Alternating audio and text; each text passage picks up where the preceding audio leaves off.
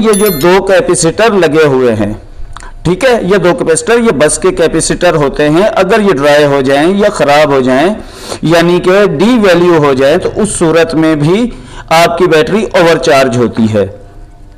इसी तरह से ये सप्लाई का एरिया है, ठीक है, सप्लाई में ये कैपेसिटर लगे हुए हैं। अगर ओवरचार्जिंग का इशू आ रहा है तो आपको ये जो आईसी लगी है 7912, ये आईसी है 7912 वोल्ट की, ठीक है। ये आईसी, ये कैपेसिटर दो जो लगे हुए हैं और इसी तरह से ये दो कैपेसिटर आपको चेंज करने पड़ेंगे।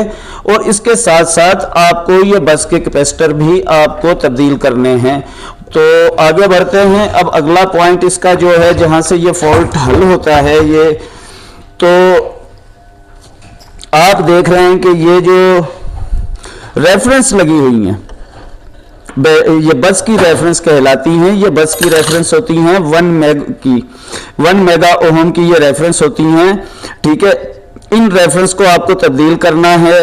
इसी तरह से यहाँ पे बैटरी रेफरेंस लगी हुई होती हैं, ये बैटरी रेफरेंस को तब्दील करना है आपने।